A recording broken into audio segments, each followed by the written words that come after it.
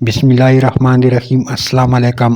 رومی کی خوبصورت اقوال کے ساتھ روز زر لذت وجود چھوڑ دی جائے تو زندگی بہت آسان ہو جاتی ہے۔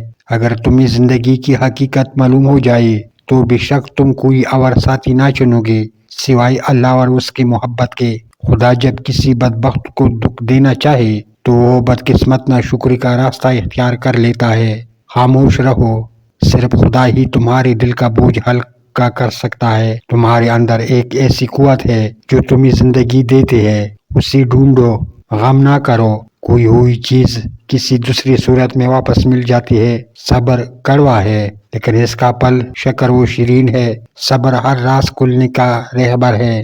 ہر دماغ اور جاہل کو نصیحت کرنا ایسا ہی ہے جیسے بنجر زمین میں بیج ڈالنا۔ پرسکون وہ ہے جس کو کم یا زیادہ کی فکر نہیں۔ اللہ تعالیٰ کی طرف سے مصائب تنبیہ کے لیے آتی ہے، یہ عین رحمت ہوتی ہے تاکہ تجھے غفلت سے بیداری حاصل ہو۔ ماں باپ کے ساتھ آپ کا سلوک ایسی کہانی ہے جو لکھتے آپ ہے لیکن آپ کی اولاد آپ کو پڑھ کر سناتی ہے۔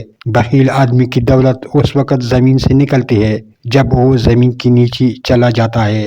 لوگ آپ سے صرف اتنی محبت کرتے ہیں جتنا آپ کو استعمال کر سکتے ہیں۔ جہاں ان کا مفاد ختم ہو وہاں ان کی محبت ختم ہو جاتی ہے۔ باتوں میں احتیاط کیجیے، غریبوں کے سامنے اپنی دولت کی باتیں نہ کرے، بیمار کے سامنے اپنی صحت و تندرستی کا قصیدہ نہ پڑھے، کمزور کے سامنے اپنی طاقت کا اظہار نہ کرے، قیدی کے سامنے اپنی آزادی پر فخر نہ کرے، رنجیدہ افسردہ کے سامنے اپنی خوشحالی کا اظہار نہ کرے، بے اولاد کے سامنے اپنی اولاد کی جلوہ نمائی سے پرہیز کرے، یتیم کے سامنے اپنے ماں باپ کی گفتگو سے پرہیز کرے۔